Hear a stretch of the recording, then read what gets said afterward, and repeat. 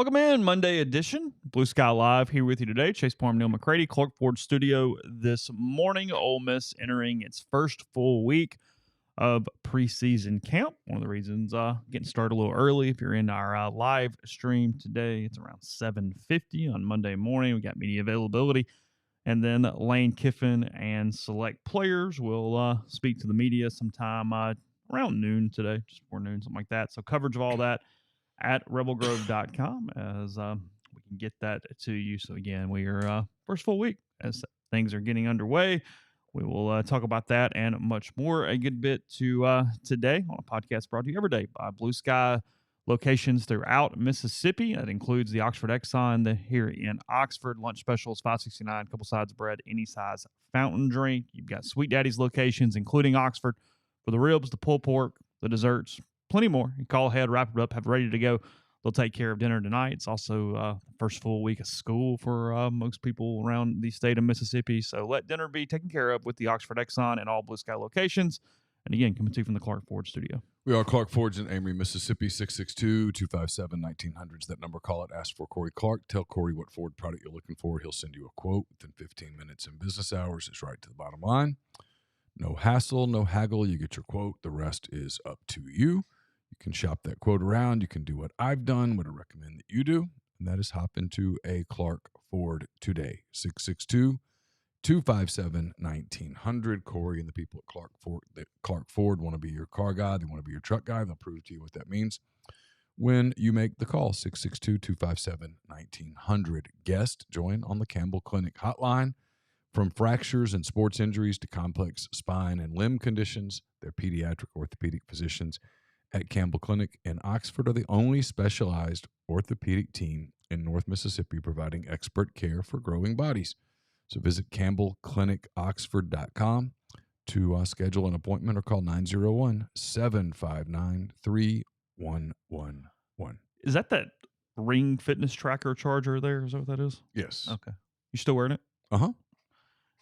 I gave up the Whoop because I feel like I had sort of learned the data. Do you feel like you're still figuring things out at this period of time? You've had it on for a while now. No, it does pretty good. Not only does it register my sleep, which is, I can tell matters. It, like on my run, it registers the length of my run, calories burned. So it's doing everything a watch would do, obviously. Yeah. I guess that's the thing. I switched to the Garmin, and I was wearing both of them and thought, okay, this is overkill. I don't need two devices on. Yeah. I was only doing Whoop for sleep because it was much better at sleep and steps, because I think we talked about this. Yeah. The Whoop it measured strain, not steps, because there's a big difference in running 10,000 steps and just strolling along 10,000 steps over the course of your day. Yes. So it figured out, hey, no, he's actually exerting or not exerting at that point. But yeah, I just felt like from a sleep, it dictated habits and it taught me a lot. I'm really grateful for the time that I wore the Whoop, but then I went, I don't know that I need it anymore, and I just switched to the watch, and it does whatever I need to do at that point. It sends me a message most nights around 8:30. Hey, it's time to start getting ready for bed. Yeah. And I'm like, I wish, dude. Like last night, I went to bed about midnight. Did you really? Yeah. It's Carson something. Oh, okay. Yeah. Woke up at 5:50 with Laura going, are you going running? Yes. I was like, yeah. But yeah, I'm hurting a little bit right now. It's my one frustration with the thing, because I just don't sleep enough compared to what it tells me to do. Is it's always like, hey, the sleep coach says you need 8 hours and 42 minutes. And I'm like, yeah, okay.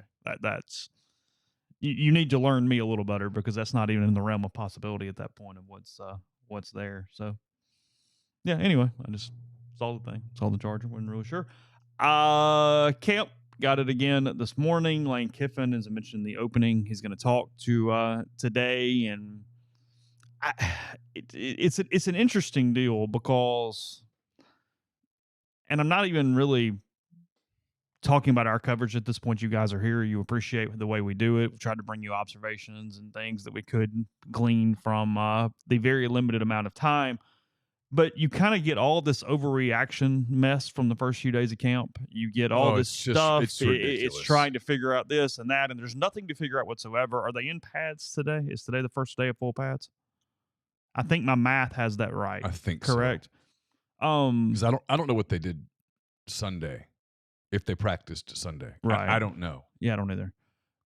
So, point being in all that, as we get into the first week, I'm almost wondering, like, what is even like your thought processes of what Lane can or would answer today? What do you actually know through 4 days? I mean, I Because think we talked to him Wednesday. It wasn't like we hadn't talked to him. no. I mean, we could ask about Deion Smith and get a really vague answer. I think he's going to be out there today. We can ask about the Utah State receiver if he's here yet. If he's not going to comment on it because he's not going to comment about someone who's not part of the team. Sure. And a no comment doesn't necessarily mean it means nothing. It means nothing.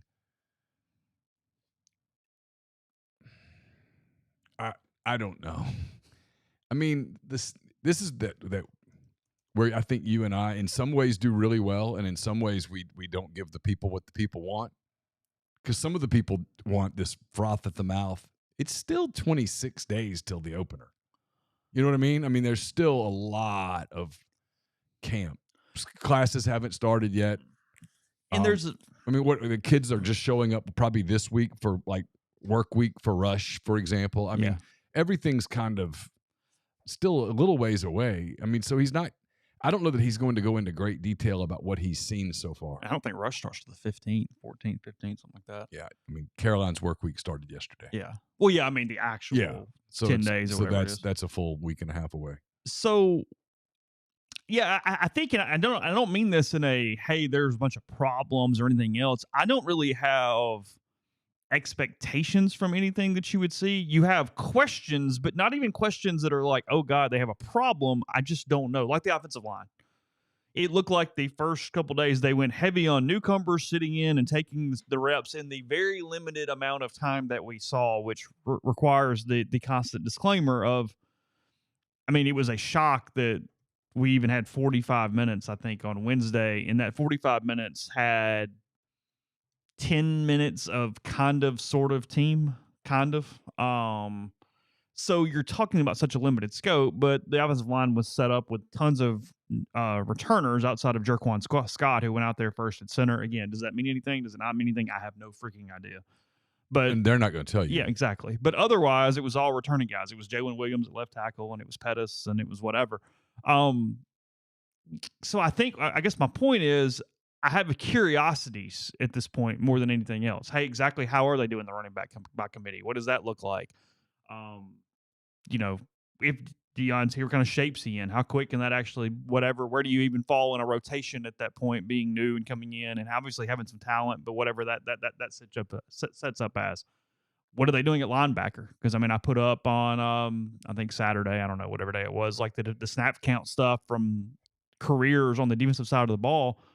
They're not very experienced at linebacker. There's still a lot of questions there. I mean, the one guy that most people seem to be really, really counting on is TJ Daugherty, and he hasn't played a lot of snaps at all.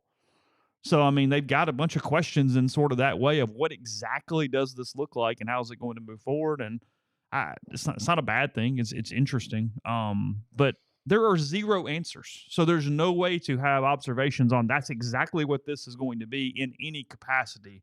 As you're talking about, that's where my struggle is coming in. They're going, hey, what's going on? I don't know. I have questions, and I keep getting more and more and more and more questions, but there are no answers yet. Yeah, and today we start the part of the football season that perhaps I hate the worst. The group interviews of individual players. And I know everyone's going to that. I still just despise it. I hate it. The lack of flow. Yeah. No flow. It's like I really realized how much I enjoyed last Wednesday. Because you could just go talk to people. And I could just do it in 4 minutes. Yeah. 6 minutes. 3 minutes on one of them. Like you don't have to keep, but you ask your questions. There's a conversation. It's not an interview. And you get better quotes. And the players are going to be better because they'd rather talk to you and just kind of hang out than get up on the podium and do the whole mic back and forth thing. Yeah. And it is what it is, but. Yeah. It's the one change over the last decade. I mean, when we talked a little bit about coverage last week, and I'm not going to take a ton of time on it, but you did get some breakouts 10, 12 years ago where they would just bring people in the room and they just sat there kind of until you got done with them on a Monday or especially Monday. That was like the day of the week that you could kind of just go hang out with somebody and get something. And frankly, they could just do that on Monday and no players the rest of the week. And I'd be. What would drive you insane, if you remember this, was they didn't come in at one time. So you sat there for like 2 hours. It was like, hey, Mike Mary is going to be here at 12:45, and then Joel Kite's going to be here at 1:15, and so is going to be here at 1:35. That kind of happens now. And it's sort of like the Tuesday deal with players. It's like, okay, we're waiting another 45 minutes. Who are we waiting on? Because that dictates your necessity here. And then often there's a last minute change. So and so wasn't available. I won't use names, but there's a handful of names that like they throw at us and we're like, oh, come on, we've talked to this guy 1,000 times. There's nothing more to ask. And the kid knows that. The kid knows it too. It's all part of the game. And you're like, I'm bolting. You don't seem excited about today. No, I'm fine with it. I'm fine with it. Just is what it is. It's the changing. That's why I tell people all the time. Young people are like, I want to get into sports journalism. And I said, well, then figure out a way to a pro beat. You'll have a much happier existence. Although the NFL now, they're trying to close the locker room. Are they really? Mm-hmm. Is that a players union thing? Yes, the players. Yeah, because they want to control message more. They've learned that social media allows them to control message even. Now the Writers Association is going to fight that. And probably win. And the NFL wants the coverage. If you cover an NFL team, you do want locker room access. Yeah, sure. It allows you to build relationships. It allows you to build sourcing. Locker room was open at the Peach Bowl? Or do they just bring people to another room? They brought people to an auxiliary room. But quickly, like before they changed. You wrote about the great part about an NFL locker room was that you were accountable. Mm-hmm. Like if I wrote something about Stinchcomb that was negative, well, he saw me. Yeah. So I was accountable for it. I mean, you dealt with Joe Horn's craziness. But you dealt with it. And you dealt with it in a way that, hey, you decided whether you were going to write about it or not. It was just better. It's a better level of coverage. What we're about to launch into now is it's very sterile. It's packaged. It's kind of blah, honestly. Now you have to turn it into things and try to make it something, but I mean, hey, tell me your thoughts on Furman 2 weeks out. That you're not going to get much. And then if you get anything good, everybody else gets it too in that moment. And so many people that are especially young people in journalism, haven't figured Twitter out yet. And so they're just tweeting everything. That's the biggest harm for the fan and the reader and the listener, is that a lot of people won't ask questions because they know if they ask it, somebody else is just going to get it. So there's no reason to give everybody else whatever you have, and you're trying to figure out a different way around it right then. You read about Dart over the weekend, and I mean, we've talked about Jackson so much going into a third year. Can we touch on one Jackson Dart thing real fast? Hold that thought. Fine, go ahead. If there's a quote report out, we doing the leg thing. Let me help you for a minute. Okay. Oh, sorry. Go ahead. If none of the outlets who cover the team that is in question are even hinting at it, it's probably not true. And if you send me a text on Saturday asking, hey, I heard a rumor about Jackson Dart's ACL, before you send the text, go look at rebelgrove.com. Because I promise you, he's got a tear, but I'm just deciding not to tell anybody for a while. But hey, if you text me, I'll let you know. That's news that I'm going to sit on. Right? Come on. Well, that's what I thought. When I'm like, my response literally was, come on, man. No, I'm sure that made me a jerk, but think about it.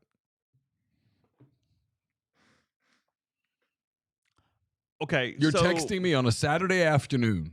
So let's break this down. So we had a message board rumor on, I think, the Mississippi State On 3 site, if I'm correct. Wasn't it Maroon White Daily? I don't know.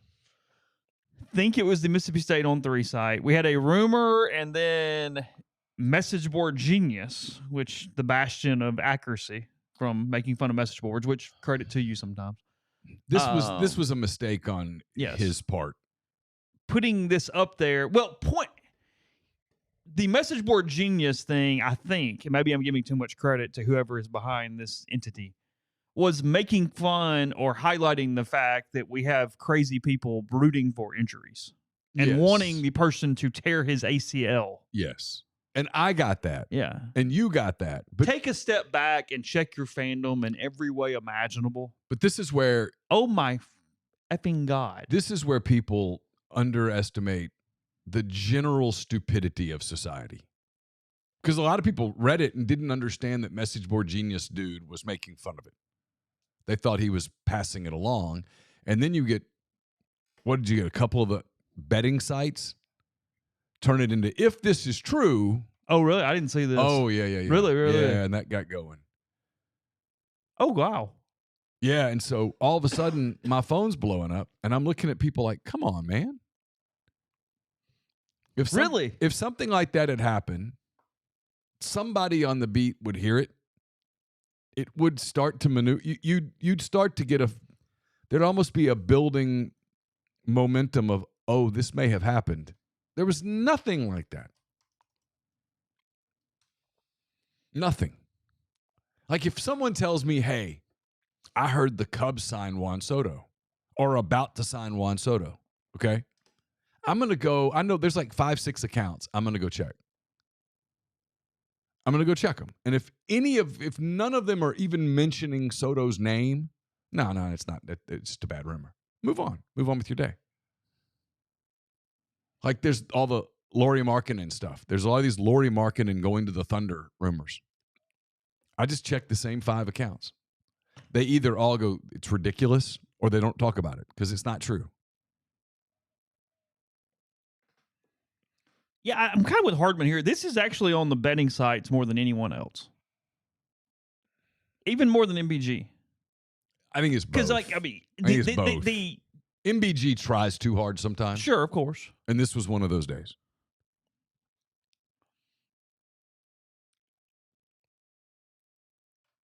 The ability to get up in the morning and hope that a 21-year-old person tears their knee to pieces because my football team, who's predicted to win 4 games this season. I don't care if your football team's predicted to win the national championship. I get it. But my point is, it's inconsequential to anything. I just want the team I root against, their player, to have a season catastrophic injury. Yes, it's ridiculous. It's unbelievable. I mean, seriously, I mean this sincerely. And I know a lot of fans are going to be like, hey, shut up. You don't understand what this is like.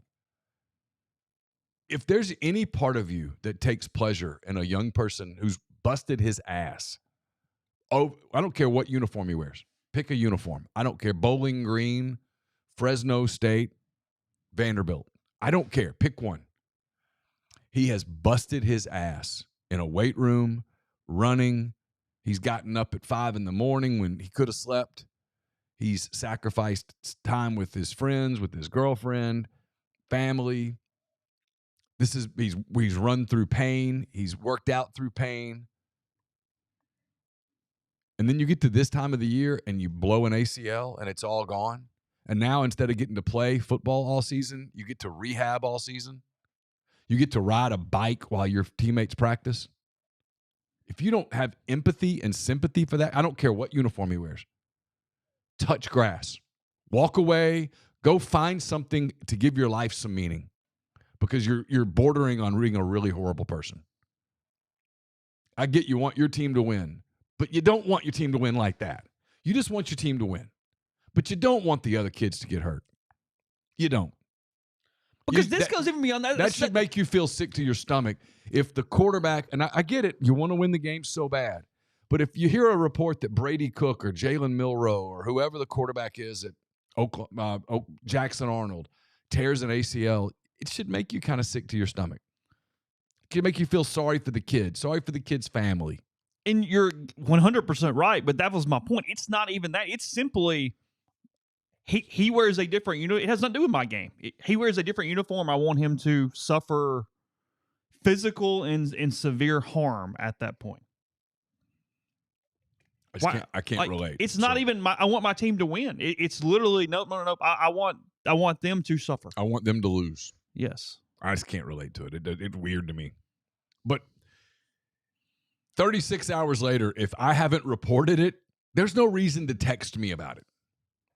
It's all good. What about that Chris Carpenter voodoo doll over there from Get Out of the Box? It worked, didn't it? Is that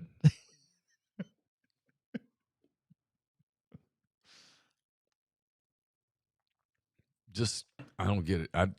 Speaking of crazy injuries, did you see the picture over the week? I think if this was old, and I saw it over the weekend, so I'm assuming it was new, or at least he showed it. 6 years later, Alex Smith's leg, Yes. what it looks like. I did. It's horrible. He played football again. He almost died. Yeah. Oh, my God. I mean, the documentary about his comeback is incredible. I just kind of, it sort of took my breath away. I looked and went, oh. I mean, I can't even imagine what he will be like in his 50s. My age. Won't be able to do much of anything, I don't think, physically. I think maybe ride a bike. Because Alex Smith's in his early 40s now. Be my guess. Yeah. Something like that. I mean, it's a hideous injury. He almost died. Absolutely almost lost the leg. I mean, an absolute medical miracle that he still has the leg. Mm-hmm. And that evening, his life was at risk. And chose, hey, we're going to bust our ass to get back on a football field. Yeah. I mean, was an elite athlete. Otherwise, it never happens. Yeah, sure. And yeah, determined as hell. But I can't even imagine the level of agony. Just looking at that just made you. Yeah, looked at all the pictures, the rehab, essentially in the wheelchair with the immobilization and the whole deal. It's crazy. Speaking of freak athletes, Patrick Willis inducted into the NFL Hall of Fame over the course of the weekend. The third Rebel to be inducted, Bridger Kennard, Gene Hickerson, the other two. No brainer. Got out before he got banged up. Speaking of, Patrick walked away, and I saw the message board. They do this every year. Hey, who would you add to the Turret team? It's a popular thread that everybody does every single year, and it's pretty interesting to me. And it was pretty much all the way down the line that the majority would add Laramie Tunsil and Patrick Willis to this team if you got an offense and a defense player from your past, of what that would look like. Patrick, in some ways, is almost underrated because he was in the Orgeron era, to where they did nothing team-wise. You came to kind of watch him. Like, the epitome of it is the play that everyone remembers is that LSU form tackle where the kid got a first down in like a game that was 41-7 or something. Like, it was a complete blowout for LSU, and he got a first down on the play. Yeah. That they look at.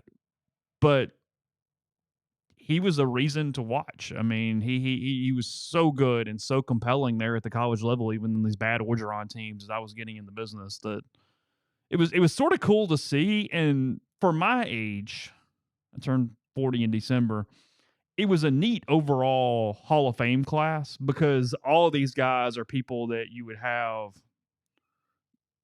on your fantasy teams and things like that. You know what I mean? Like, it was kind of my era to go, hey, yeah, like all this players, like games you really, really know for the most part. I mean, he went in to the Hall of Fame along with Dwight Freeney, Devin Hester, Andre Johnson, Julius Peppers, and then the two older, Steve McMichael and Randy Gradishar from the Broncos back in the day. Those are my guys. Yeah, there you go. Yeah. Linebacker for Gradishar? Is that right? Gradishar was a linebacker for the Broncos forever. Stud. Okay. And McMichael was a big part of the 85 Bears. Yeah, sure. He has ALS, right? Yes.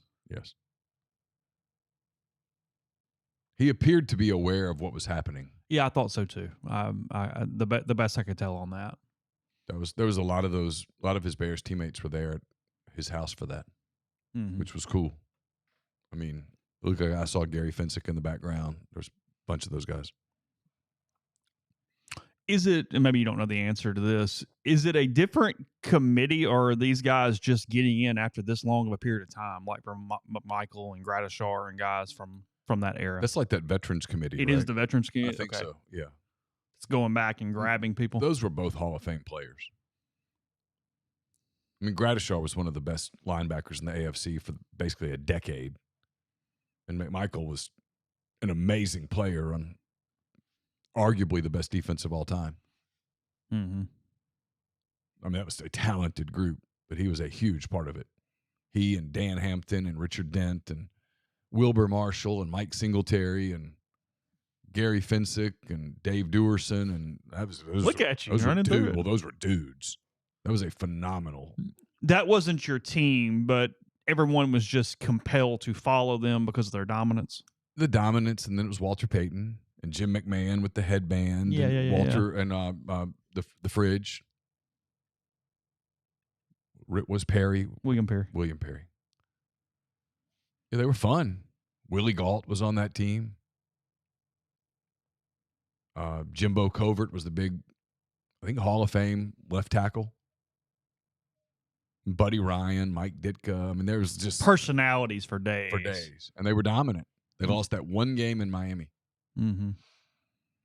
And they did the Super Bowl shuffle song. They were one of the first teams to sort of do something like that.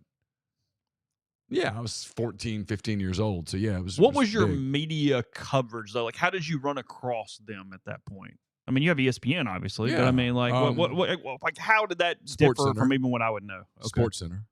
There was no Twitter.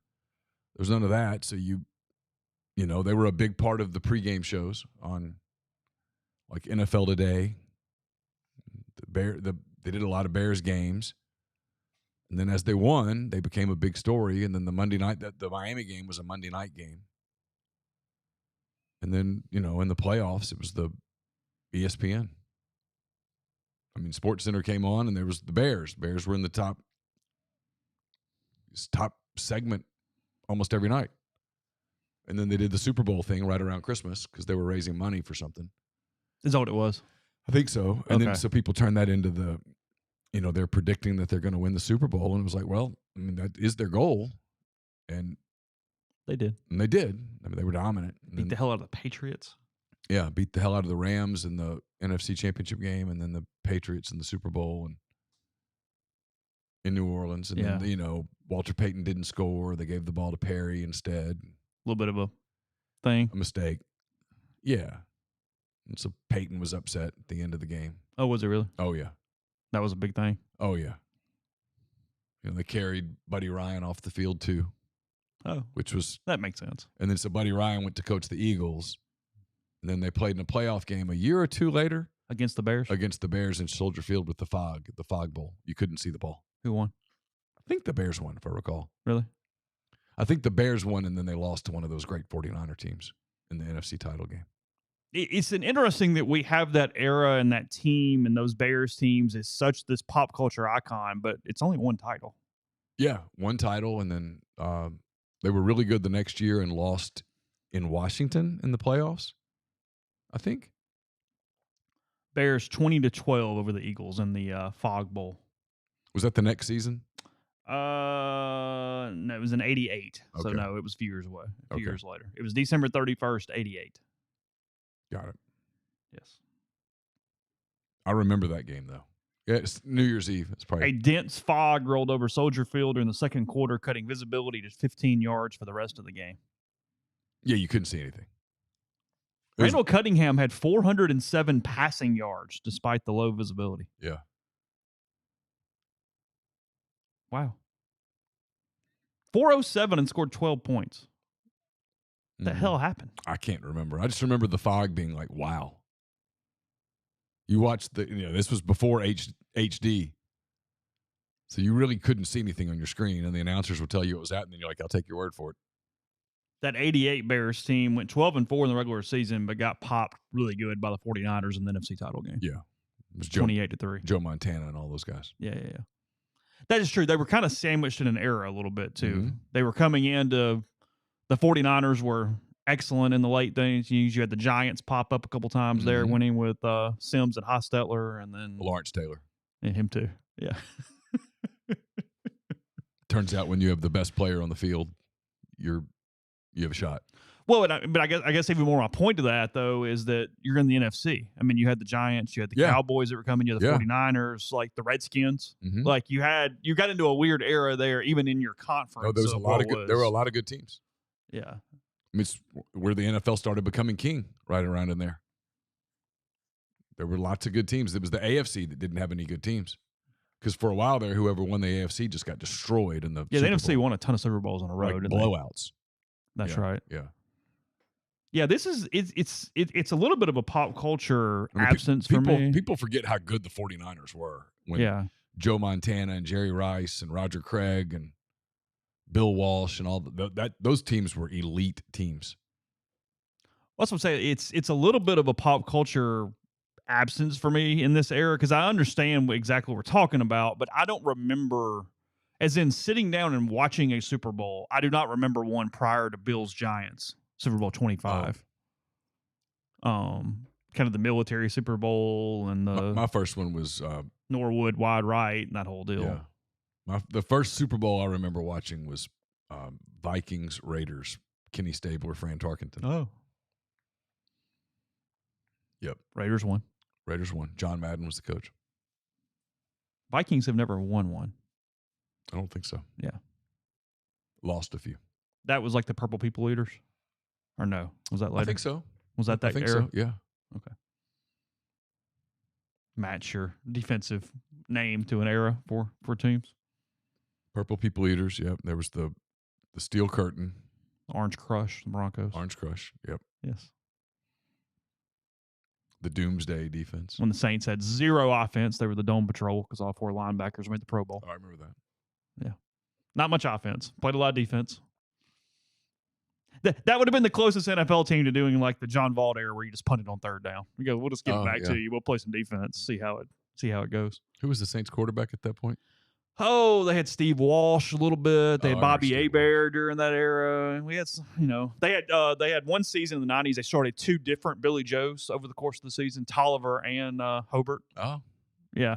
If you want a good laugh, it's go through Saints starting quarterbacks basically between Archie and Breeze, and you get some characters. Get some doozies. There in the 90s, you get some characters. I remember when they thought Steve Walsh was going to be the answer. He wasn't. Spoiler alert. He was not the answer. But I don't know. It was. I thought it was a pretty neat class. I watched some of Patrick's Hall of Fame stuff and his speech, and you get Freeney and Peppers, two dynamic defensive players, kind of in the modern era, and then Hester, who obviously was a return specialist, beyond return specialist there for the Bears. I watched Dwight Freeney at Syracuse, basically fire an offensive coordinator. Oh, when they played Auburn. Yeah. Jason Campbell was the was that the 9/11 year? Yeah. So it was 10, 11 days after 9/11, and they couldn't block Freeney. And Jason Campbell, it was his first road start, I think. Oh, really? Yeah. That would make sense. Yeah. Yeah, first road start, and he, by the end, was not looking downfield, but was looking for Freeney. And frankly, I couldn't necessarily blame him. It's hard to argue at that point, isn't it? I mean, difficult to criticize that strategy on his part. God, he was good. He was good. He was a wrecking ball that night. So, and I meant to do some research. I'll do it for tomorrow. It doesn't really matter. We can still talk about it for a couple minutes. What kind of shot off the top of your head are you giving Eli to get in next year? First ballot, he goes on the ballot. I don't think he's a first ballot Hall of Famer, but I think he gets in. I think he definitely gets in. I think he's got a coin toss shot at first ballot. I think there aren't a big list of two Super Bowl MVPs. I think history has judged him fondly. He has a weird stat line. Well, and he probably wins the third if Plaxico Burress doesn't shoot himself. Which obviously changes everything. Changes everything in that season. And then the longevity. Toughness. The way I think he's sort of revered as a player off the field in New York. He's a Giant. But, I mean, the Giants have so much respect for him. You know, the guys who played for him have a lot of respect. And his win-loss record is not his fault. They sucked. They sucked at the end, and he was always a good citizen about it. So I give him a 50-50 shot of getting in on first ballot, but he's in the next 2-3 years. Yeah, I'm with you for sure. He is a Hall of Fame quarterback. He's a 2-time Super Bowl MVP. And then when you go look at his numbers, They're really solid. I'm curious to see how, and I saw they're going to start shrinking classes a little bit. I read that this morning that they think classes are too big. They're trying to eliminate some of the hall of good that goes along with it. But I'm curious to see as time goes on how we judge the modern quarterback statistically, because there's so many 5,000 yard seasons and things now, and you're throwing for so many yards and points and stuff that you really can't measure it on any list that goes earlier than, hell, really like 2006. At the end of the day, we're just judging by wins, right? Wins, playoff wins. Yeah. Do you have titles? Yeah, titles is so elusive because only one guy can win the damn title every year. But I mean, the guys that are playing. If he never wins a title, like Josh Allen, what do you do with him? Lamar Jackson. Yeah. I mean, I think Lamar Jackson's a Hall of Famer. Mm-hmm. But if he doesn't have a title, I don't know how you judge that. Other guys in Eli's class next year, first ballot options. Again, anybody previously will still be on it too. But first ballot guys along with Eli next year: Terrell Suggs, Marshawn Lynch, Earl Thomas, Aqib Talib, Adam Vinatieri, Luke Kuechly, and Marshall Yanda are the. Shouldn't Vinatieri be a first ballot Hall of Famer? He was the best kicker in an era for at least a decade. Yeah, and Isn't that how you sort of judge it? And you got the bling, like. Yeah, I mean, he was the best kicker. Has 2 Super Bowl winners? Is that right? Feels right. I know he made the kick to win the first one beat the Rams. To beat the Rams.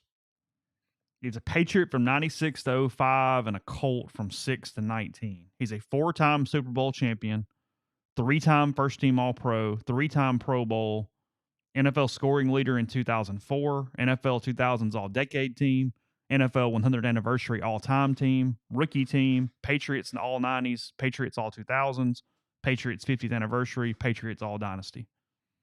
He holds the NFL record for most career points scored. That's a first ballot Hall of Famer. Yeah, I think so. If he's not first ballot, then what is? He holds these NFL records today still. Most career points scored, most consecutive field goals made, most combined regular season and postseason games played, most career field goals made, most career field goals attempted, most seasons with 100 points, most career overtime field goals, most field goals made in postseason, tied with Evan McPherson already, which is an interesting stat. He made 83.8% of his kicks, and his longest field goal was 57 yards. So, yes. What college did Adam Vinatieri go to? I could give you all day. Yeah, I've heard this before, and I can't remember. I don't recall. He was almost going to Army. Okay. Was there 2 weeks, turned it down, and then enrolled at South Dakota State. South Dakota State. Good for him. He was an undrafted free agent for the Patriots in 96 after spending the summer of 96 thinking he was going to have to play for the Amsterdam Admirals in NFL Europe. Career took a bit of a turn there. Yeah. For Mr. Vinatieri. So that's the company that Eli is in for next season. I think I'm with you. I think he's in. Maybe not next year. I kind of think based on that list that Eli gets in next year. Again, history's been very kind to him. It has. Because the Giants have had a very difficult time replacing him. Turns out that elite quarterbacks are difficult to replace. Look at the Saints. Thanks. It's true, though. Yeah. It's really hard. Look at the Patriots right now. I mean, he's been gone for a minute, and it's like, what do we do? When you don't have one, you're not the same. The number of teams who get in this, I've got a good quarterback, and we're just going to think that's enough. I mean, I know we talk about it all the time, but sure. I mean, it's amazing to me. No, look, Eli. It's where the Falcons are right now. Eli probably could have forced the Giants' hand, gotten traded someplace, and maybe do what his brother ultimately did when he went to Denver. Just kind of chase a ring at the end and get one. Not a knock on Peyton, by the way. Lots of guys chase rings. But he didn't. He wanted to be a Giant for life. That meant something to him. And so he, sort of sewed his mouth shut and Was a good soldier. Media loved him. He's always a stand-up guy. I mean, I kind of think he gets it. The more I talk about it, the more I think about it out loud. Kind of has the moments too. You know what I mean? You know how you win a Heisman with a moment. Kind of has the moments. Yeah, he definitely has the moment. He has two huge moments against the great Patriots. And not only that, but a Patriot team that was going undefeated. I mean, he quote beat Tom Brady, which is, I hate that narrative because Tom Brady wasn't on the field at the same time. Yeah, but it's only a little dumber than the starting pitcher stat. Yeah. I mean, a little smarter. Yeah, but he did. I mean, he made iconic plays on the biggest stage. The pass to David Tyree, the escape, the pass to Plaxico Burress. He won the game in Green Bay in the -40 or whatever the hell it was. Won the road game in Dallas. Yeah, he has big moments that you remember. Mm-hmm. Yeah, and we remember the last 5 years where there was no offensive line for him, and somehow he stayed on his feet, but they weren't good enough to do it. But yeah, I think he's a first ballot Hall of Famer. There you go. There you go. Glad we solved that. He's not like to the way that his brother was, or Brady, or those guys where it's like, yes, here, take the jacket. Yeah. You have to think about it. But I think if you think about it objectively, you come back to, he did. He had I mean, what would Josh Allen or today Joe Burrow or Lamar Jackson or the other people that we consider elite quarterbacks, what would they do for those 2 Super Bowls? Yeah, I was trying to think of a good comp, and I'm having a hard time with the exact comp of because there's not many, because there aren't many guys that are 2-time Super Bowl MVPs. Well, it's because what happens is the elite greats, the guys that are a step above them, Tom Brady, Patrick Mahomes, they win them all. Mm-hmm. Joe Montana. Well, because he's not as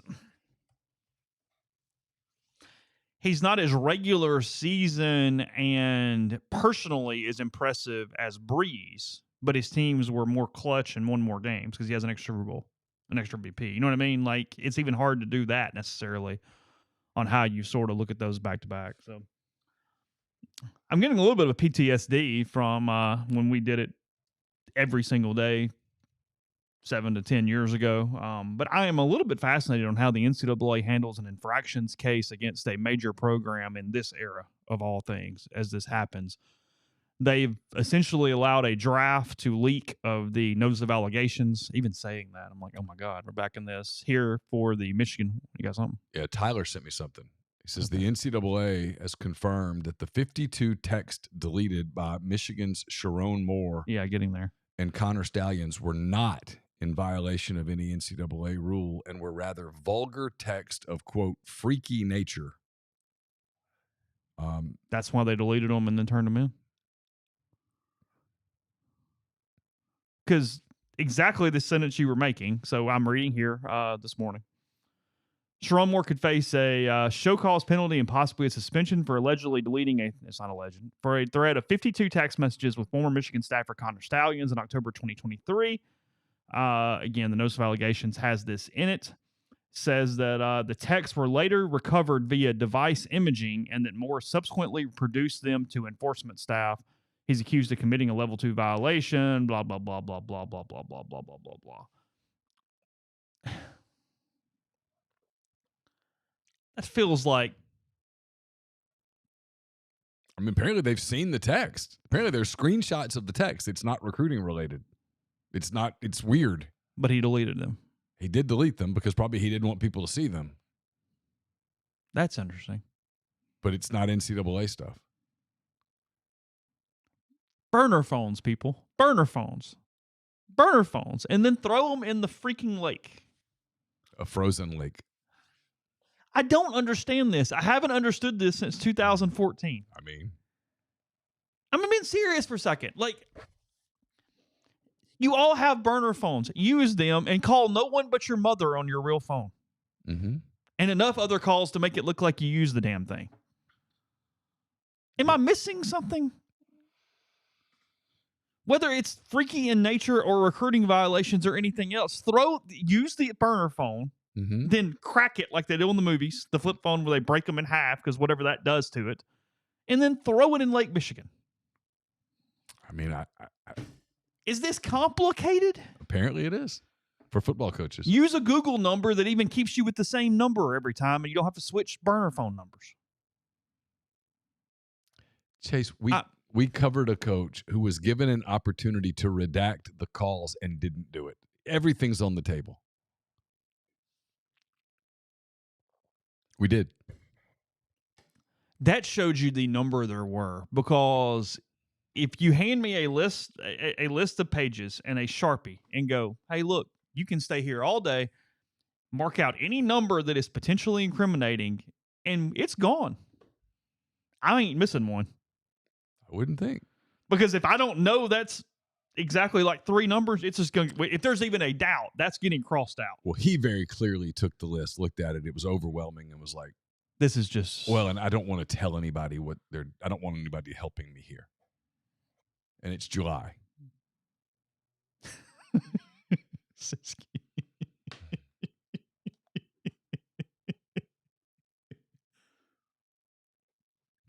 Model citizen.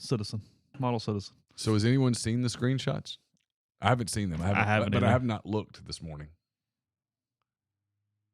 Because we're very well versed. The way this happens is the NCAA basically requests the phones, and you have somebody gather them up and send them in. Or lose them.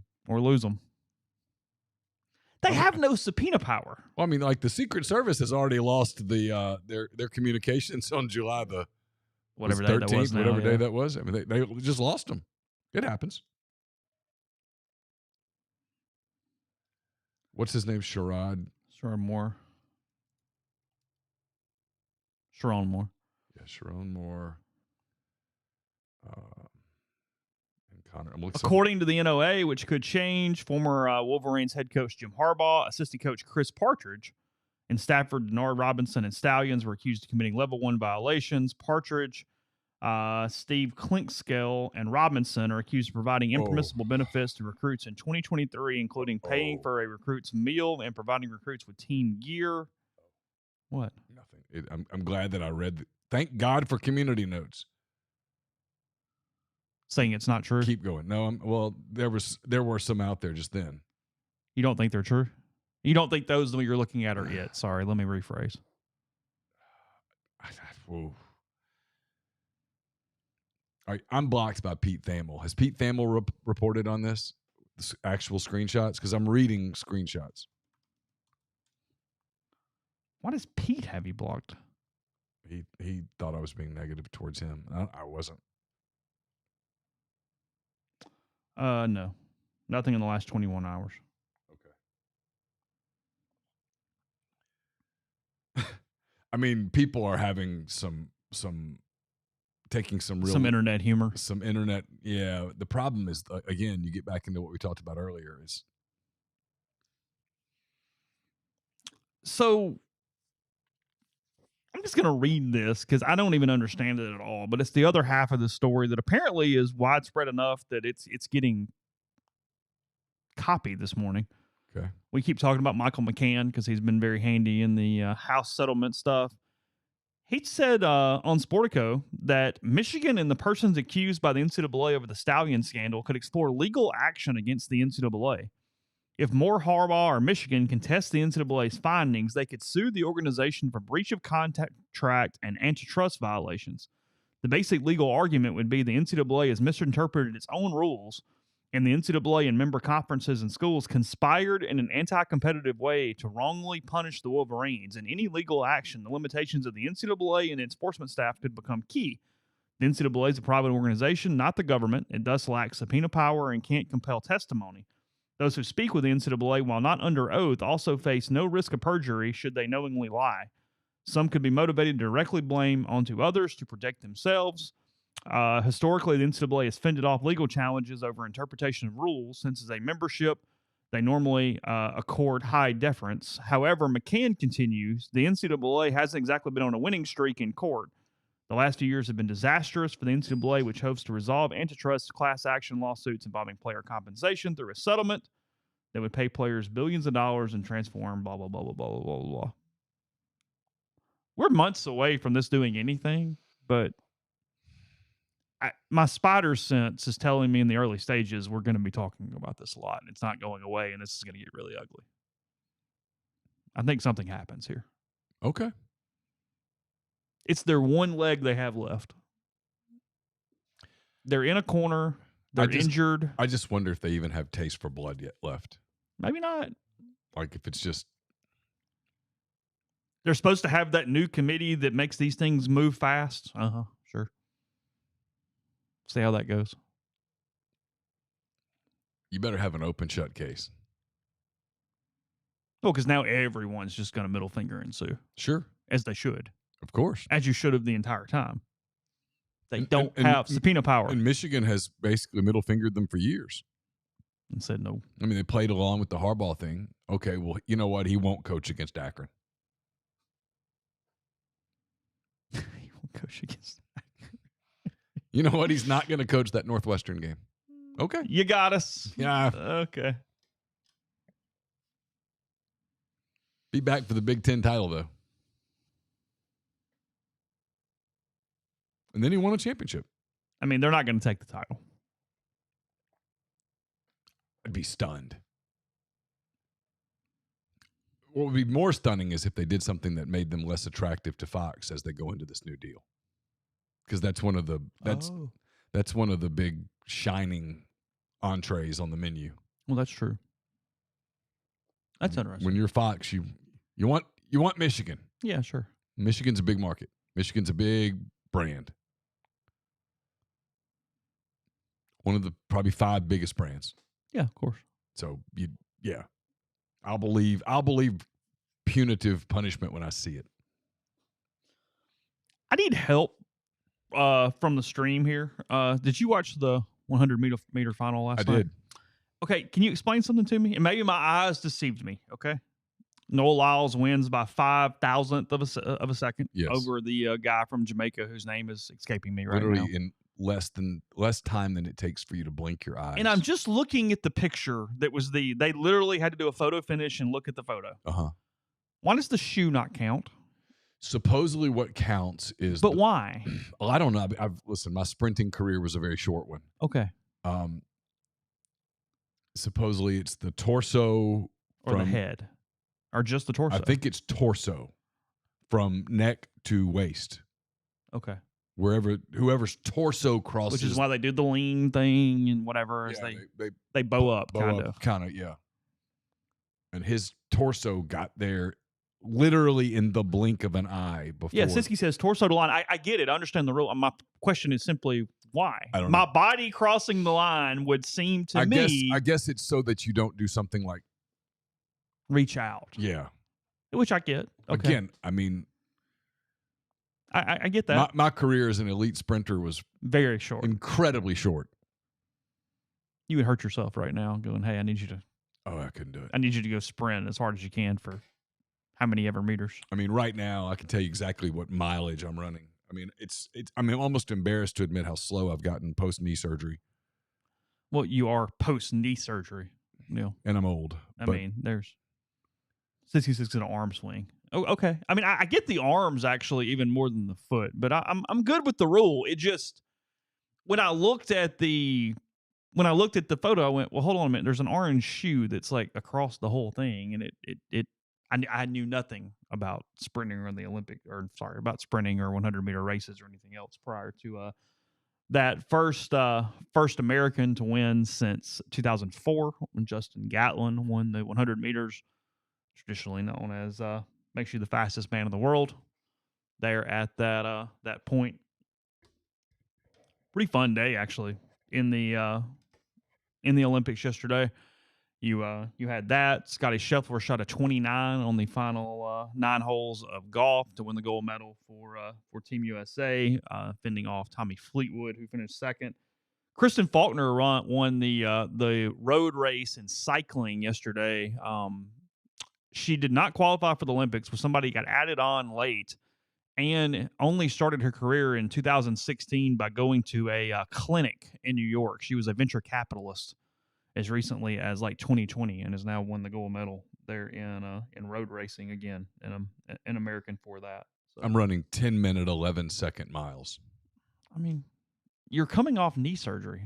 What are you trying to do? It's pretty slow. Are you trying to win the Boston Marathon? I Oh, mean, like, God, what's God, the no. what? Like, okay. No, I don't think I'm ever running a marathon again. I don't think that's. I just don't. So, think, so I your don't think that's in goal the is cards. different. It doesn't matter. Yeah, my point is my experience as a sprinter is very. But I would assume that it's just to avoid arm swing or even leaning your head forward or diving. Don't kill yourself trying to. Yeah. Because those guys are going, what, 20-something miles an hour? Is it? They were flying. Did you see the one dude? The one dude's like literally an eyelash away from winning, and he finished fourth. It was incredible. Yeah, that cat literally was hundredths or whatever of a second, and he did not medal. Yeah. Like, nothing. I mean, was literally just away from being a gold medalist, and he didn't even get a medal. It's incredible. That was wild. I mean, the Jamaican guy loses by 5,000th of a second. That's what it was. I mean, I don't even know how you put that. It's not processed in how our do you mind. how do you live? How do you like? No, it's my thing with the Olympics that is the most gutting, and the reason why I like it. I've watched a ton of Olympics. I like it. Is you spend all these years for something that is going to come down to a fraction of a second. That's it. Just a fraction of a second. Yeah. Swimming. The American. But I mean, Lyles thought the Jamaican guy had won. He was basically going over there congratulating. TV did too. TV called it with a Jamaican Yeah. win. Or it looked like it. I mean, I didn't. Yeah, I'm not blaming the dude. Well, I saw somebody try to do like the awful announcing thing, and I was like, no, stop. I mean, it's what it looked like. Yeah, I'm good with that. The U.S. did edge out Australians in swimming golds. That's a big rivalry, 8-7 with the women medley relay last night. They set the world record to clinch that in the final swim of the night. Did you see the woman for the Netherlands? Did you see in the relay where she fit the way she closed and won? No, I didn't see this. It was like a 4x200 maybe. Okay. And she's like a million miles away and just starts around them. Running. Yeah. And just wins it in the end. Really? Goes from fourth to third to second. And then you're like, oh my God, she's going to do this. And I think it was an American running at the front, had no idea she was coming. Because when you're sprinting like that, you're not looking back. You know, right? You're just sprinting. And she probably thought I've got this. It's the female version of who was the American sprinter back in the 70s that wore the cap that had the big comeback? Dave Waddle from like 72 in Munich. He ran the 1500 and he was like way back, or 800 or whatever. Yeah. You don't remember? I don't remember. Okay. Yeah. It was wild though. Tall. She just had these like long strides, and all of a sudden you're like, oh wow, she's closing the ground. Oh, she's gonna do this. I think swimming is my favorite Olympic sport as time is going on. I think I like it more than track. I think I prefer track. Okay. It's one of the two. And I like the gymnastics. I like it's both. Good. Yeah. The gymnastics is fine. I was less dialed into gymnastics this time. No particular reason. I just wasn't particularly interested. Okay. But I found myself waiting for the swimming most of the time, the last like 10 days. I'd be like, hey, what time's that coming on? All right, I'll kind of do this. Like, yeah. Because it's also something we don't watch. Like, I like basketball, but I see so much basketball. I don't need to watch the Olympic basketball. I'm cool. It's fine. I mean, I'll turn it on because they're playing, but I don't care. I'm just going to let people in. I catch myself cheering for Canada in this deal because SGA and your guy? Yeah, my guys. So get over it. Jeffrey's not going to like this on Thursday. No, he's not. At all. He's really not going to like this on Thursday. And I'm not against the American team, but I can already tell that if it's Canada versus the U.S., you're going to have a little bit of really? And it's Canada. I'm not hurting anybody. Yeah, like, hey, it's not. We got lots of problems. Canada ain't won. It's not going, hey, I'm cheering for Iran tonight. No. But I got SGA and Dort out there. Those are my guys. Are they a contender? Canada? Yeah. Oh, yeah. Can they win the gold? Hell yeah. Okay. Are they undefeated? Undefeated? Yeah, they're undefeated. They've rolled through their thing. Have they? Yeah. So where are we in the tournament? I think we're in the round of 16 now. Okay. Who's the U.S. play next? I can't remember. Is anyone else even kind of in it? I mean, they can win it. I don't know. Has Serbia lost again? I'm not sure. Okay. I can pull it up. No, it doesn't matter. I'm really curious. Djokovic did beat Alcaraz to get the Golden Slam yesterday too. He got super emotional about it. Good for him. I'm glad that he. What's the one thing he had left? Yeah. I mean, it's a pretty damn short list to have all 4 majors and the Olympic gold medal. I mean, I'm assuming Federer does. I'm assuming Nadal probably does. Agassi does. Djokovic, his career. So then the quarterfinals, it's France versus Canada tomorrow. No, that's women. Hold on. No, this is men. France versus Canada, Germany versus Greece, Brazil versus the U.S., and Serbia versus Australia. The Brazil-U.S. winner plays the Serbia-Australia winner. The France-Canada winner plays the Germany-Greece winner. Okay. So, yeah, sign me up for the Canada game against France. SGA versus Wemby. You're in. I'm in. So prior to Djokovic, there were only 4 people who had ever won a Golden Slam. Federer. Nope. Oh. I had 2 of the 4. 2 men, 2 women prior to Djokovic. Oh, okay. 2 men, 2 women. Martina Navratilova. Nope. No. Chris Evert. Nope. I'm running out of guesses. Well, you missed one obvious one. Serena Williams. Oh, yeah. Rafael Nadal. Okay. Andre Agassi and Steffi Graf. Oh. So 2 of the 5 all time are married to each other, by the way. Did their offspring play tennis?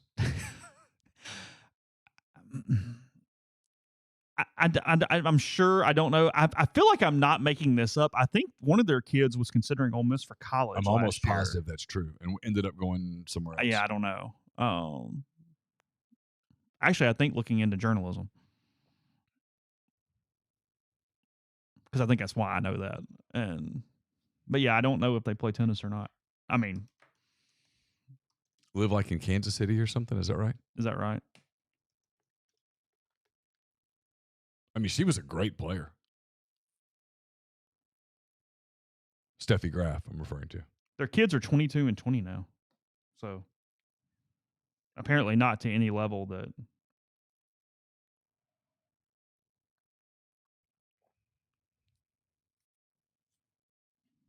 Yeah, I'm doing quick Google searches and not seeing anything that's overly of note.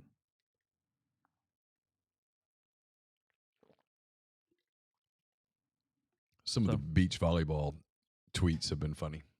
Beach volleyball? Yeah, a lot of people really getting into beach volleyball this time of year. Oh, I forgot about Anna Kournikova. She had a good career. At least she was sort of kind of competitive and like whatever. Like she was good. Yeah. Wasn't what she was remembered for, but of course she was good. Probably started into a hell of a business. I would think. I mean, kind of that version of an NIL in a way from a professional sports standpoint, I would think. Well, that's like the thing like Livy Dunn. I mean, she's an incredible gymnast. But that's not what she's known for. Yeah. But if she weren't a great gymnast, I don't know that she'd be able to pull off the other.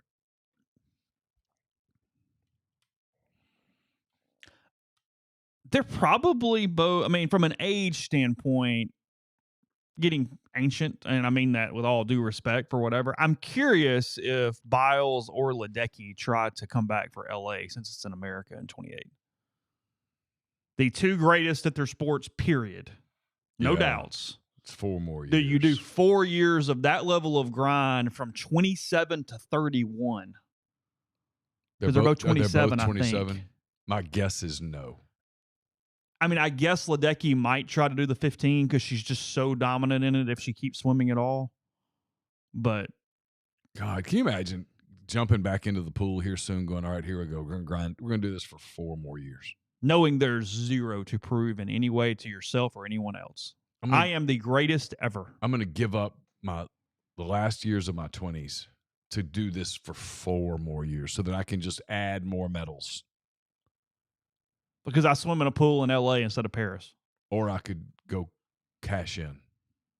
But maybe the fact that it's in the U.S. makes them want to do it. Yeah, I know. I don't know. I'm going to go grind in the gym for 4 more years when you're distance swimming. I mean, just I can't imagine.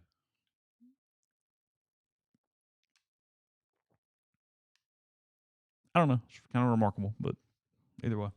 All right, what about the big story over the weekend? What's that? Literally the big story over the weekend, the pole vault. He was already knocking it off anyway. Am I wrong here? I completely desensitized to this story because his knee hits the pole. Maybe it stayed. Maybe it wasn't going to fall. But it wasn't like he just completely cleared it and then that did it. But the visual. I get it. I get it. But I think it was already going off anyway. Right? I thought so too. Okay. It looked to me like it was not his penis that knocked it off. Correct, yes. For anyone who's not seen it. But the fact that everyone is laser focused on that later, you have to wonder, like, what was the rest of that day like for him? I am curious, like, even went through his mind when he hit the mat and was like, oh, that happened. Because you got to think he felt that. Yeah, of course. And was like, because you're pissed and then. Yeah, I mean, kind of a lot of mixed emotions right there. If you think about it from his perspective. Yeah. I've been training to win the pole vault. I'm not going to win the pole vault.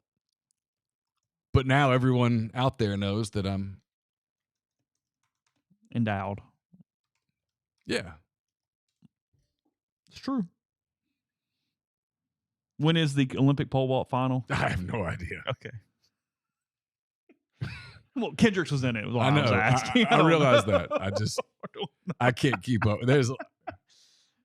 I'm operating on 4 hours of sleep right now. I have no idea what anything is. I'm assuming, it's this week. Mackenzie Long will race the 200 now, starting now that the 100's out of the way. So they'll move to that now.